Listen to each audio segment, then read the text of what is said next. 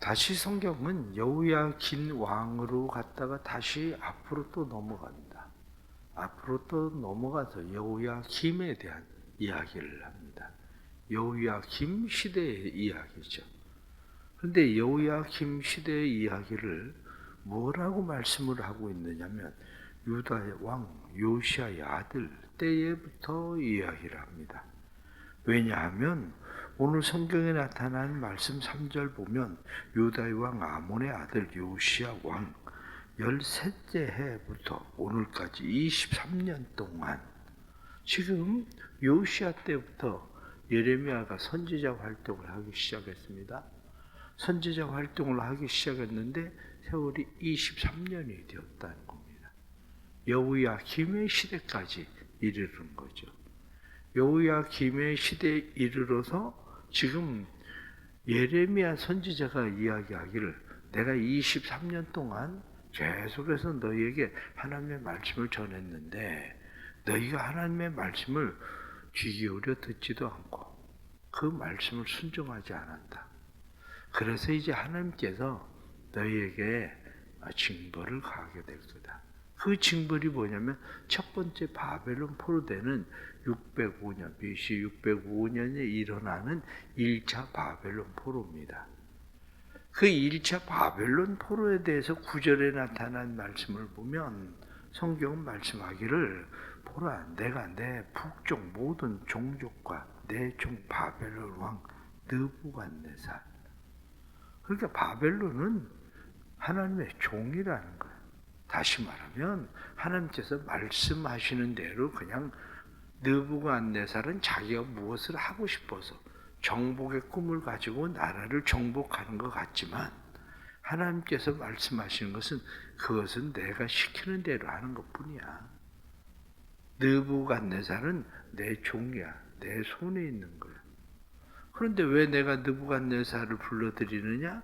느부갓네살을 불러들이는 것은 너희가 내 말을 순종하지 않았기 때문에 23년 동안이나 계속해서 이야기했는데도 불구하고 너희가 순종하지 않았기 때문에 내가 느부갓네살을 불러들일 거야.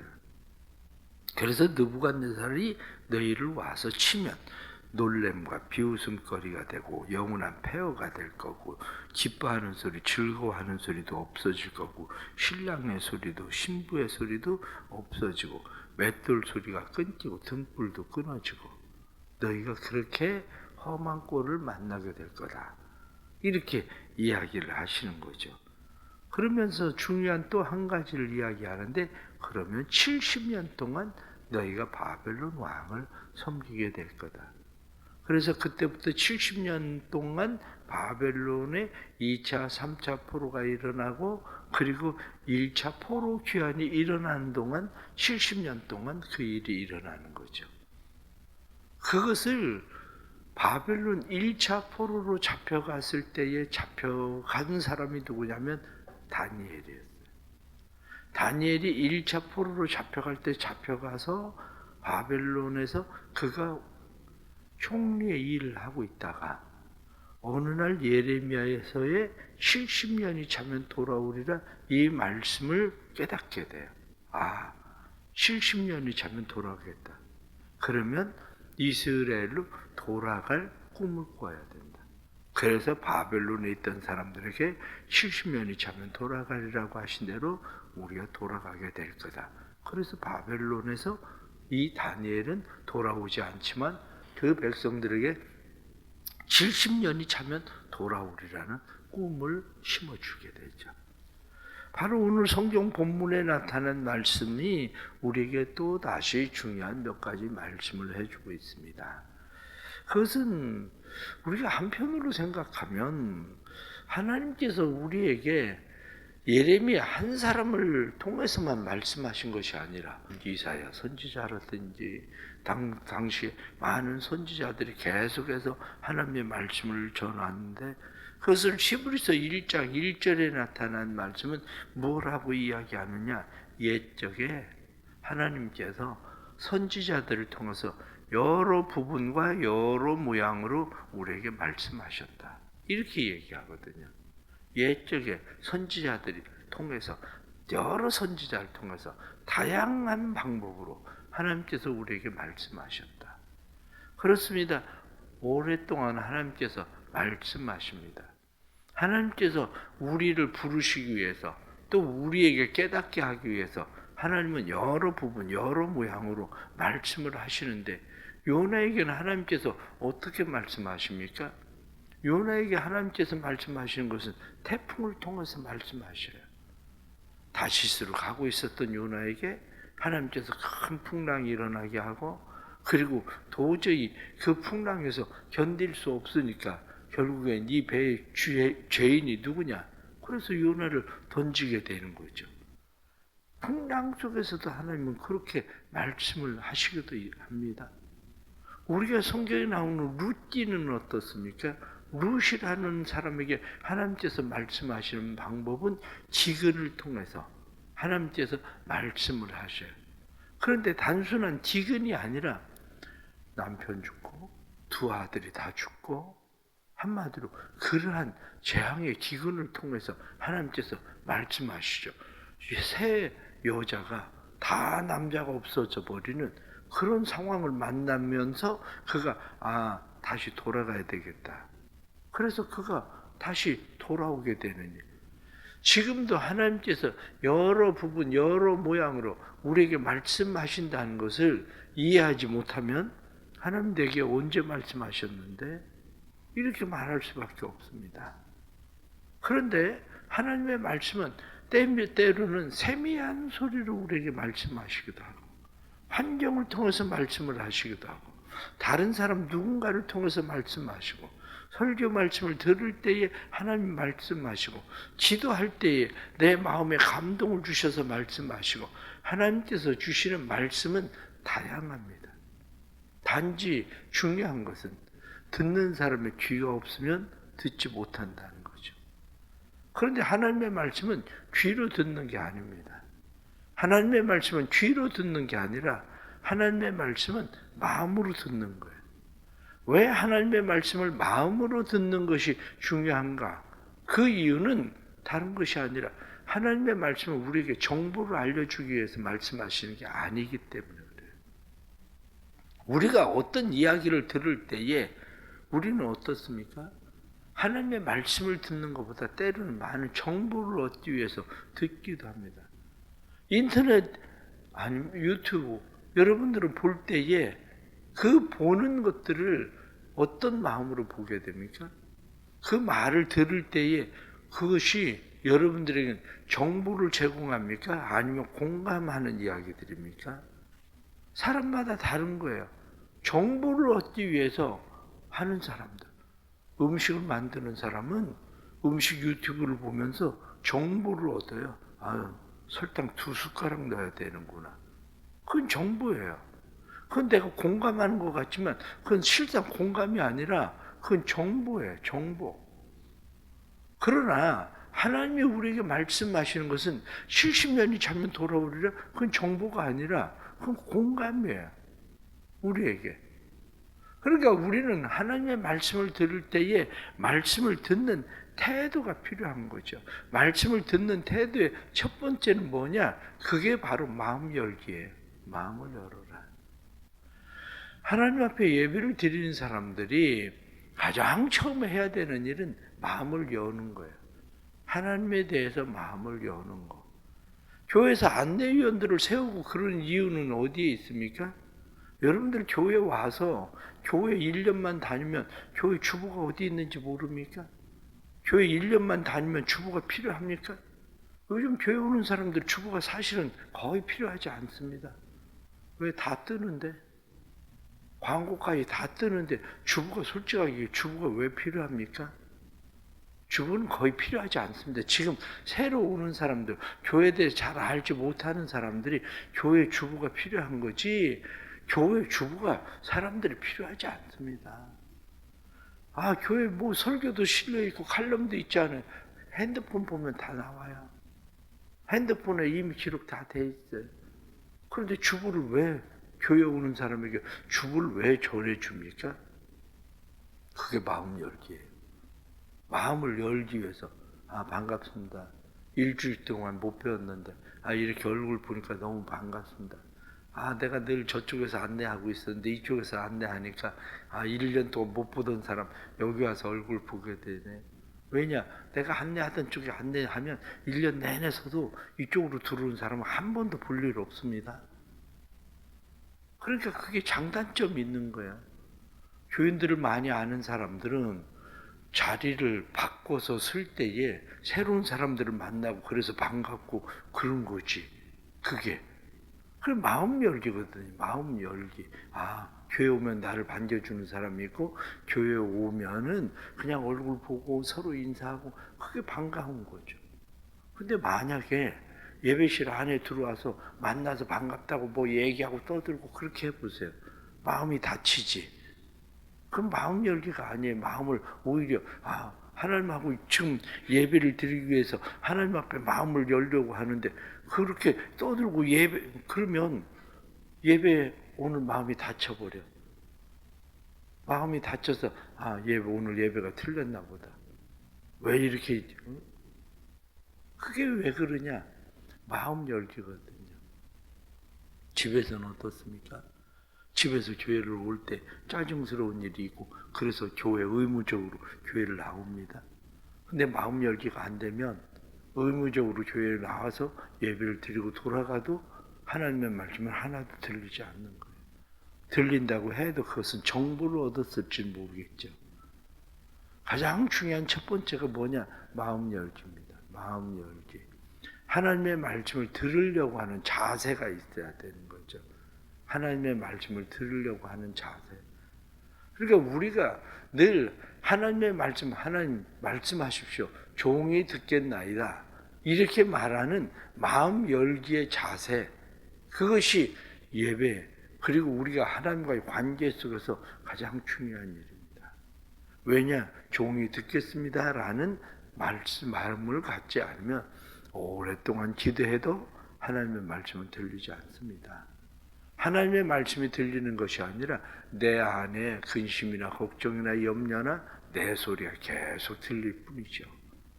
그러기에 우리는 마음 열기, 그게 가장 첫 번째입니다. 그 다음에 두 번째는 공감하기입니다. 하나님의 말씀을 들을 때에 공감하기. 공감하기는 어떻습니까? 예레미야가 선지자가 이야기합니다. 내가 23년 동안 지금 계속 이야기를 했다.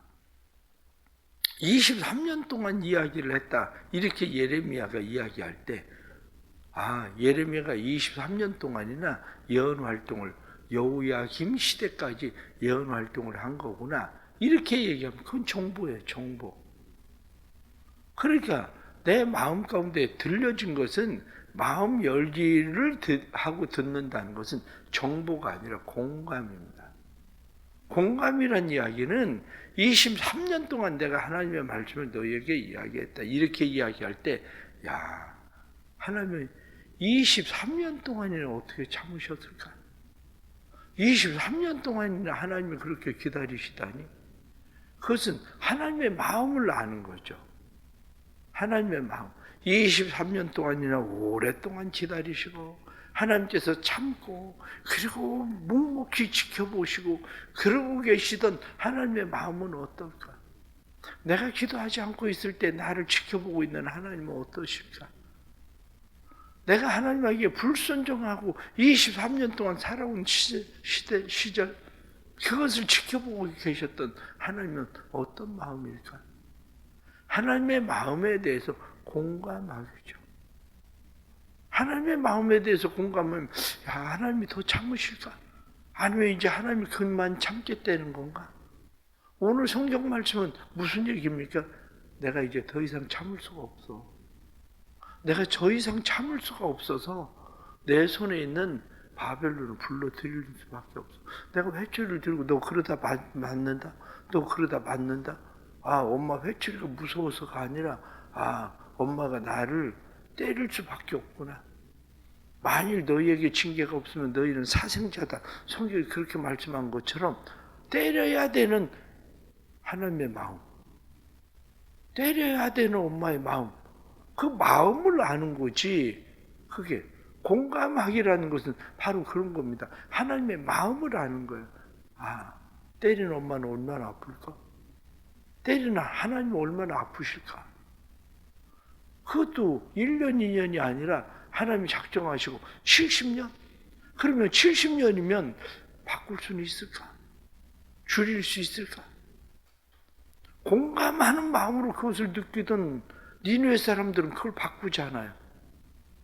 공감하던 니느웨 사람들의 마음은 하나님께서 우리를 향해서 그렇게 진노하실 수밖에 없는데, 그래서 그들은 모두가 다 회개한다고요.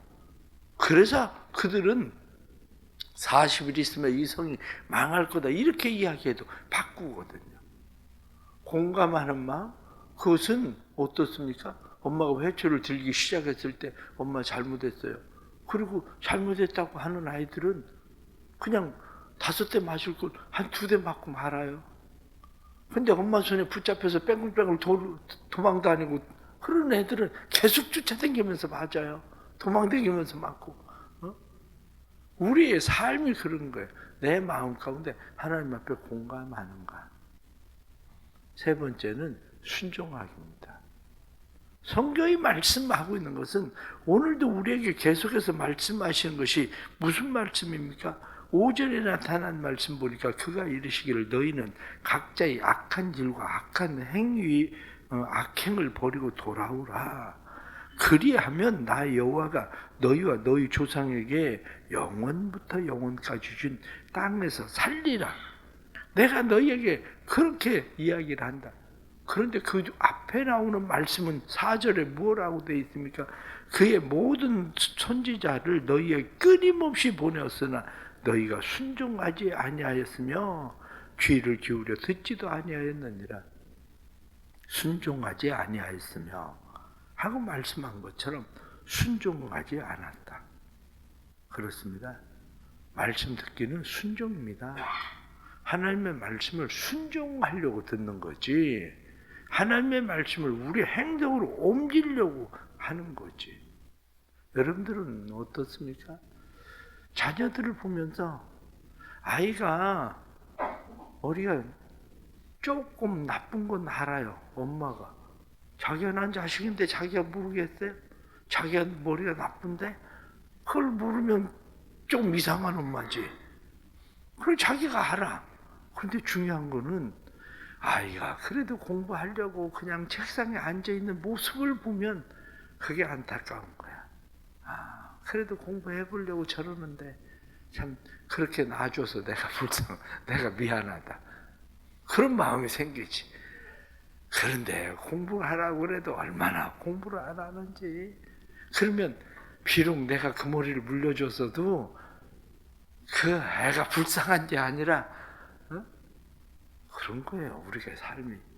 하나님께서 우리가 하나님 앞에 그래도 순종해 보려고 하면, 하나님의 말씀에 순종하려고 기도하려고 하고 하나님 앞에 예배자가 돼 보려고 하고 우리가 마음의 영혼들을 품고 전도해 보려고 하고 하나님의 말씀에 순종하려고 하면 하나님께서 오늘 성경에 나타난 말씀처럼 너희 조상들에게 준 영원부터 그 땅에 영원부터 영원까지 내가 너희에게 살게 해줄 수도 있다. 그런 거죠.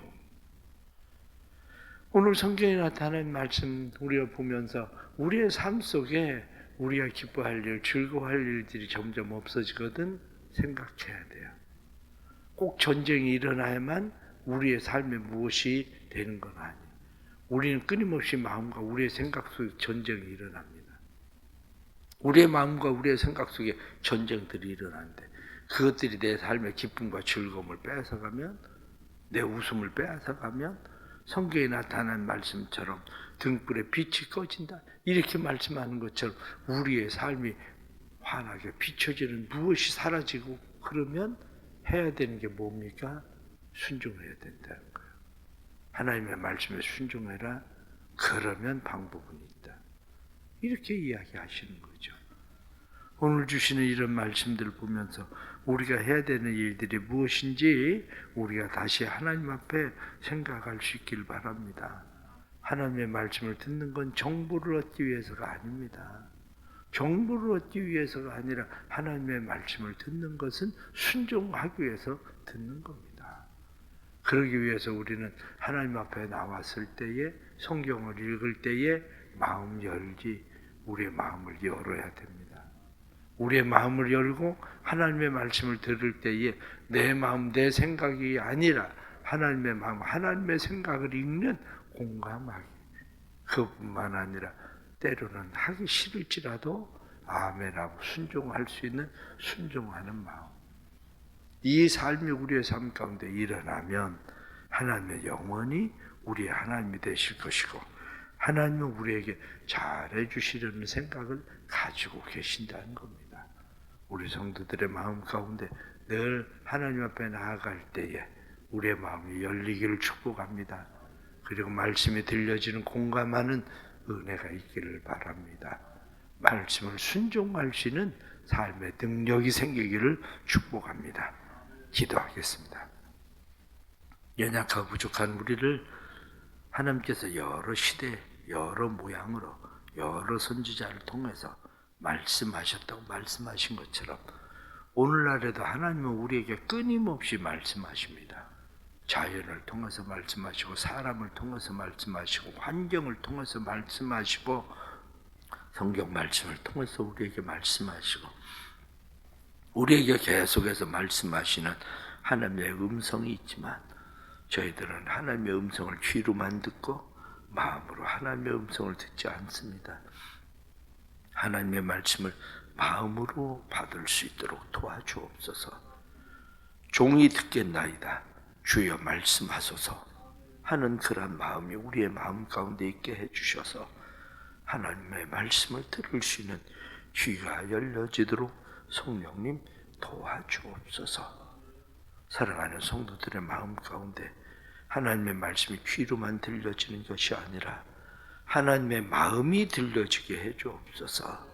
하나님의 마음이 우리에게 들려지게 해주셔서 그 마음에 공감하게 해주시고 그 마음에 공감함으로 이사야 선지자가 내가 여기 있나이다 나를 보내소서 하고 순종하던 것처럼 저희들도 내가 여기 있나이다 나를 사용해 주옵소서 하고 순종하는 믿음 주옵소서. 잘하는 교회가 오이코스들을 마음에 품고 오이코스들을 위해서 전도하는 오이코스 우리가 초청일이 있습니다. 은혜 베풀어 주시고 마음 가운데 이 영혼들이 들어오게 해주시고 이 영혼들이 주께 돌아오도록 역사해 주옵소서. 그들의 마음속에 하나님의 음성이 들리게 해주시고 여러 환경으로 들려지는 하나님의 음성을 들을 수 있게 해주셔서 주께 돌아오는 역사가 나타나게 하여 주옵소서. 오늘도 믿음으로 새벽에 주 앞에 나와서 주의 음성 들으며 하루를 시작합니다. 주님의 마음 주시고 주님의 사랑 품게 해주시고 그 사랑 안에 거하도록 성령님 도와주옵소서. 수능시험을 준비한 사랑하는 자녀들에게 은혜 주시고 오늘 시험을 치르는 모든 일들 가운데 성령님의 역사가 일어나게 해주시고 그동안 기억 공부했었던 것들 잘 기억하고 오늘 잘 정리할 수 있도록 도와주셔서 수능시험도 하나님의 은혜 가운데 치를 뿐만 아니라 그러한 일들 속에서 하나님의 음성을 들을 수 있는 은혜가 임하도록 도와주옵소서. 오늘 하루의 삶도 성령님 역사하시고 은혜와 진리 가운데 거하게 해 주옵소서. 예수님의 이름으로 기도드리옵나이다. 아멘.